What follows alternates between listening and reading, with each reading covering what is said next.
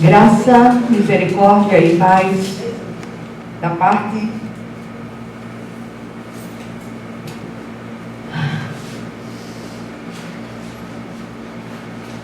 de nosso Senhor e Salvador Jesus Cristo. Desculpa.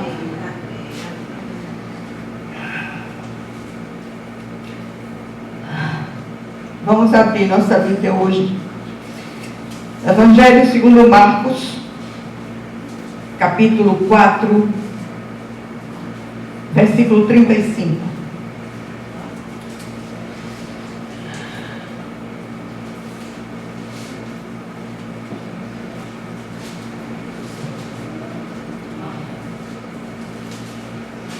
Todos acharam? Amém. Amém. Diz assim a palavra do Senhor. Naquele dia, sendo já tarde, disse-lhe Jesus: passemos para outra margem. Amém? Vamos orar. Senhor nosso Deus e nosso Pai, concede-me a graça, Senhor, de entregar esta mensagem, que o Senhor possa ministrá-la aos nossos corações, sobrenaturalmente.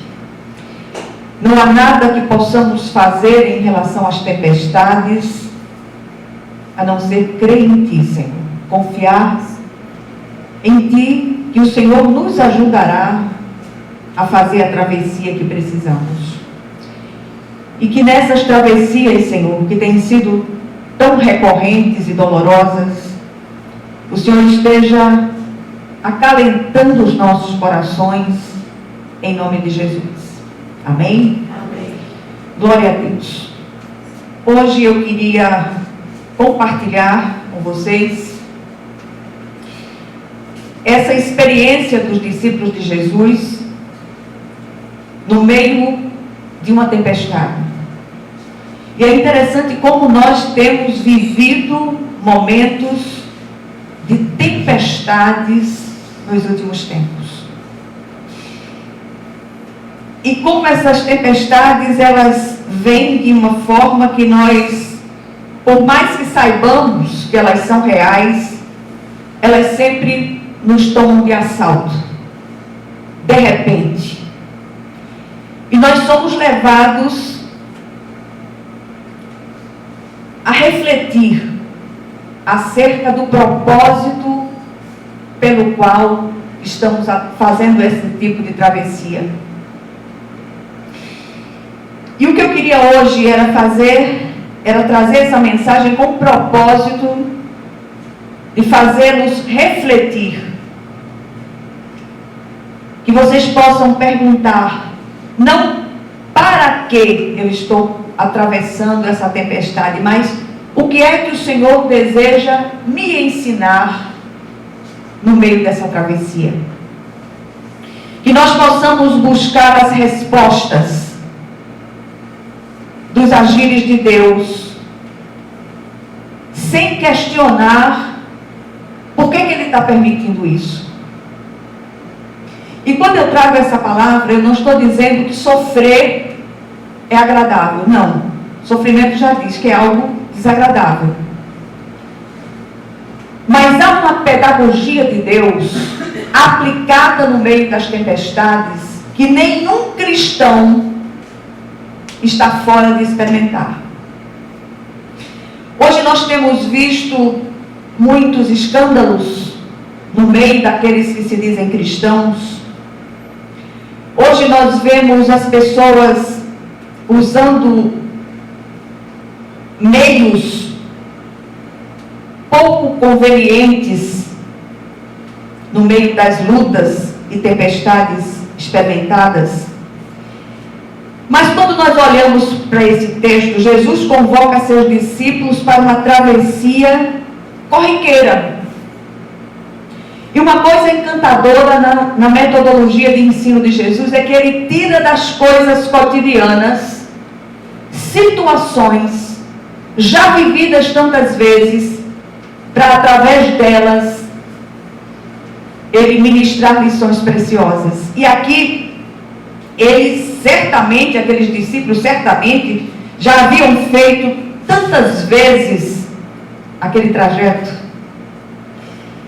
E naquele dia o Senhor nos estava levando para uma aula prática, um treinamento rigoroso, tendo as ondas e os ventos como seus mestres ou seus instrutores da parte de Deus.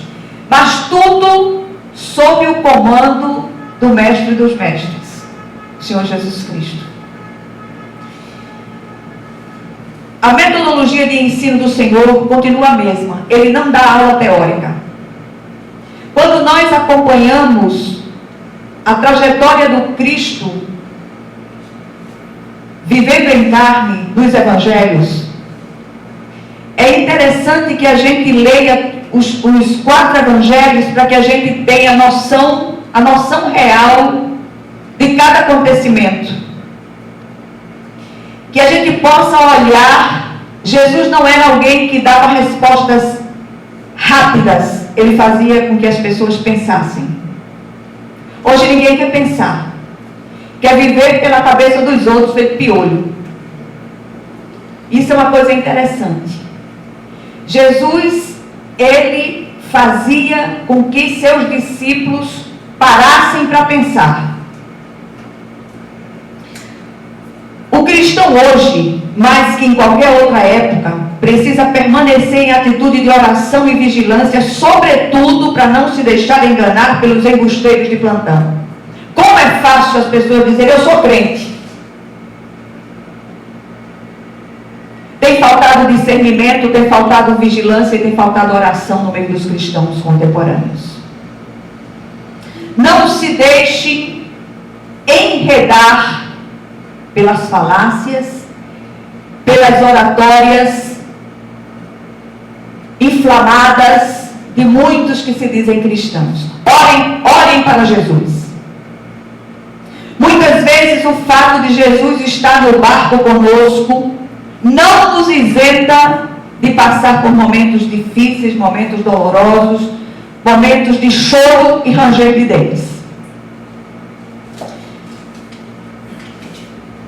Então é preciso que nós paremos sem julgamentos. Na hora que o outro está passando um problema, um sofrimento, uma agonia, nesses dias eu tenho ouvido tantas coisas. E tem coisas que a gente, como eu disse a semana passada, a gente tem que ser malcriada. E tem que responder à altura. Mas ontem eu recebi um abraço de Deus. E é interessante que o Senhor usa quem Ele quer, como Ele quer. E eu fui ao mercado com Íria ontem à noite e encontrei uma querida. Ela está sempre por perto e ela veio de lá do nada e disse, eu não tenho nada para dizer. É só isso que eu quero fazer. Aí me deu um abraço, aquele abraço que envolve você inteira. E eu já estou um chororô ambulante, né? Mas foi aquele abraço que eu agradeci a Deus. Ela nem está sempre aqui, nem vem sempre aqui à comunidade. A gente tem um contato mais ou menos superficial. Mas ela foi tão empática, ela foi tão usada por Deus ali, sem nenhum julgamento. Porque eu tenho ouvido tanto que você não tem fé. Essa tempestade que você está passando, isso é comum, todo mundo passa. Gente do céu. Então o desejo do meu coração hoje, para cada um de vocês que ouve essa palavra, e que ouve também pelo YouTube, sejam caridosos. A palavra é caridade. Não a caridade de dar coisas, mas a caridade de se doar, através de um abraço, através de uma palavra de alento, ou através do silêncio e da oração. Como isso é importante. E aí a gente para refletir acerca desse acontecimento aqui. Quantas vezes intimamente já não fizemos a travessia difícil das tempestades. Misericórdia! Quantas tempestades têm se levantado, quantos ventos contrários têm se levantado contra nós, muitas vezes dentro da própria família. As tempestades nos últimos tempos são muitas e nos parecem devastadoras. Eu estou no meio de uma. Olha, mas você precisa se conformar. Eu vou me conformar no tempo certo. O tempo agora é de choro. É de tristeza profunda.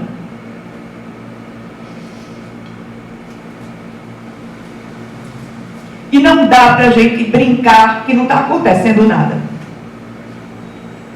Malta contava uma história de um homem já idoso que queria, como dizem as meninas, queria se amostrar para umas mocinhas. E ele subiu numa árvore, já idoso, e caiu de cabeça para baixo. E as moças olhando para ele ficaram apavoradas. Aí ele olhou para elas e disse: nem doeu. Quando acabou de dizer, morreu. E eu não posso chegar aqui e dizer: nem doeu. Está doendo. Eu estou rasgada.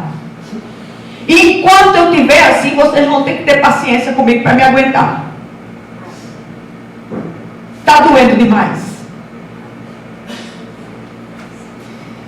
Às vezes nos sentimos desabrigados,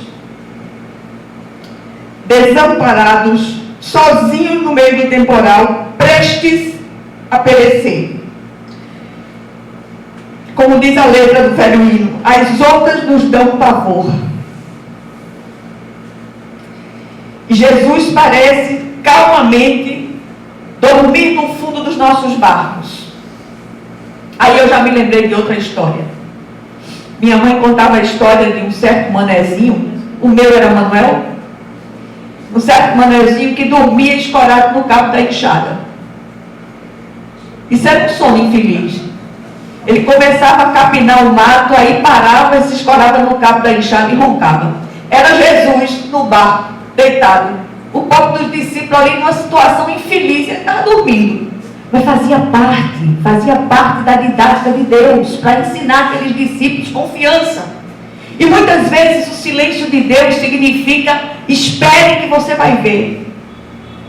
O silêncio de Deus muitas vezes faz parte da resposta que nós precisamos tanto, ou seja, confie em mim. E aí, parece que Jesus não está se importando, não está nem aí com as nossas aflições, mas isso não é verdade. Se Jesus não se importasse com as nossas aflições, eu não estaria aqui hoje pregando. Na verdade, a nossa humanidade nessas horas parece sofrer de amnésia e não consegue lembrar as vezes sem conta em que ele surgiu no meio dos nossos temporais e ordenou às ondas e aos ventos que se acalmassem. Quando estamos de fora das dificuldades, tendemos a criticar os que duvidaram, os que se inquietaram. E nesse episódio, por exemplo, os discípulos haviam recebido uma convocação do Mestre para atravessarem o lago de Quinerete, ou Tiberíades, também chamado de Mar da Galileia. E é curioso que aquele lugar, aquela travessia, era conhecida pela fúria que soprava dos ventos naquele lago, ou naquele Mar da Galileia. E Jesus não se estava chamando para um passeio turístico. Muitas vezes as pessoas acham que a igreja é um iate. Não. É um navio de guerra. É um bombardeio singrando águas violentas, no meio de rijos ventos. E nós somos convocados, arregimentados pelo Senhor para fazer parte desse navio de guerra. Nós não estamos aqui para fazer turismo, nós não estamos aqui para descansar, nós estamos no meio de uma arena de guerra, sendo treinados por Deus para aquilo que Ele tem para nós.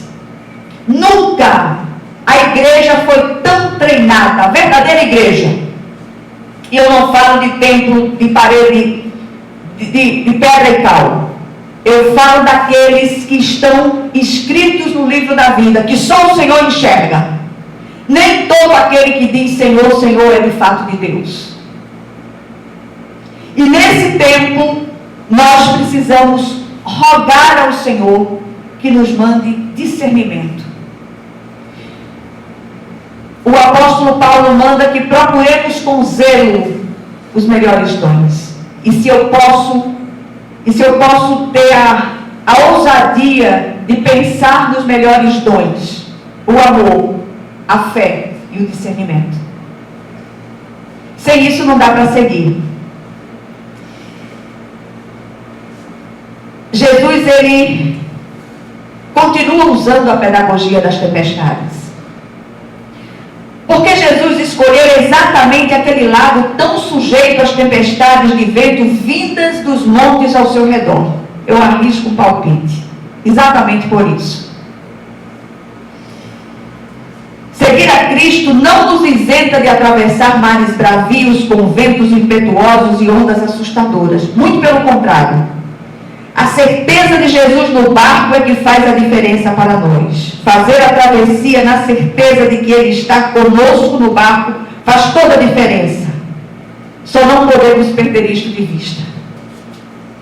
Tem um cântico antigo, não se preocupe não, que eu não vou cantar não, que diz assim: com Cristo no barco tudo vai muito bem. Essa daqui disse, graças a Deus que ela não vai cantar. Boazinha ela. E aí eu me lembro de minha mãe mais uma vez. Ela costumava dizer, quero ver o bom no ruim.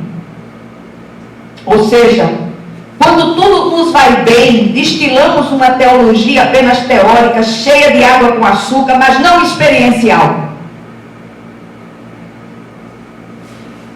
A pedagogia de Jesus coloca você no centro das situações para ensinar lições preciosas. Não adianta você mostrar a tempestade que está assolando outras pessoas.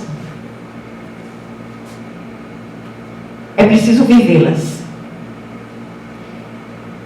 É exatamente quando os ventos sopram com fúria e as ondas se levantam assustadoras que descobrimos aquilo que introjetamos em termos de aprendizado teológico. Jesus nos quer na outra margem. Nós não fomos chamados e arregimentados para permanecer na margem da fé. É preciso fazer a travessia e ter a experiência de uma fé viva, que transforma, que muda profundamente aqueles que a recebem. Nem todo aquele que está afiliado às igrejas visíveis, que fazem parte do rol de membros, batizados e professos, fazem parte do livro da vida. E nós não podemos apontar aquele é, aquele não é, você não sabe. Só quem sabe é Jesus. Mas que não sejamos meninos na fé. É preciso viver essa experiência de discernimento da parte de Deus. E aqui, para terminar, eu queria dizer a vocês, já não podemos mais, repito, permanecer na margem da fé. Precisamos atravessar o lago da superficialidade religiosa, mesmo que isto nos custe enfrentar ondas e ventos violentos. Não está fácil para ninguém. E nesses dias eu falei com uma pessoa que disse assim, eu queria tanto ter essa fé de vocês. Eu disse, quem sabe se ela não vai chegar, já que tem tanta vontade no seu coração de receber essa fé. E eu creio demais naquilo que Deus vai fazer na vida dessa pessoa. É uma pessoa que se diz ateia, mas é alguém que tem um coração generoso. E eu já repeti isso aqui outras vezes. Essa pessoa diz, eu disse a ele, você é o ateu mais cristão que eu conheço. Pela generosidade, pela empatia com a dor do outro, com a necessidade do outro. E uma das coisas que a gente discutiu essa semana é esse rótulo, fulano é religioso. Quando Malta estava hospitalizado, chegou um sobrinho dele por afinidade, que é um médico, e ele disse, ainda bem que vocês são religiosos. Eu disse, deixa eu redizer a sua frase. A palavra religioso hoje tem assumido uma conotação tão pejorativa. Não sei se vocês percebem isso. E a gente não fala de religioso ou religiosidade, mas relacionamento. Relacionar-se intimamente com o Cristo faz toda a diferença. Muitos são apenas religiosos, igrejistas, frequentadores de ministérios, mas não há relacionamento vivo com Cristo. A gente chegou a um tempo em que é preciso mais que o igrejismo. É que você lá fora, as pessoas possam olhar para você e possa dizer como aquela mulher lá de trás do Velho Testamento, ali vai um santo homem de Deus, ali vai uma santa mulher de Deus. Não porque você respira ou destila santarronice exterior, nem joga versículos a esmo, mas porque você tem uma vida íntegra e você tem sido um instrumento de Deus para que a palavra viva seja pregada lá fora, não de forma verbal. Já chega de uma verborragia terrível. Verborragia terrível. As pessoas jogando versículo na cara do outro e lá fora pintando miséria. De repente você é a única Bíblia que alguém vai ter acesso. Seja um pequeno Cristo, em nome de Jesus Cristo. Segundo lugar, o aparente sono de Jesus não significa inação, mas observação do quanto já aprendemos nele. Que você possa sair daqui hoje e se perguntar diante do Senhor, o que é que eu já tenho aprendido de Jesus verdadeiramente? Quanto de Jesus pode ser visto através de mim? E por último, quanto às ondas e os ventos pelos quais você está passando, que possamos nos aquietar, eles continuam obedecendo ao Senhor. Que a graça do Senhor e que essa palavra desça da sua mente para o seu coração de um modo vivo. E eu continuo orando pela igreja. Eu quero agradecer de coração à igreja pelo carinho, pelo acolhimento, pela forma respeitosa como tem encarado a minha estranheza nesses dias. E não pode ser diferente, eu não consigo fazer diferente. E eu agradeço esses abraços que vocês têm me enviado de uma forma silenciosa. Glória a Deus pela vida de cada um de vocês, em nome de Jesus. Amém? Vamos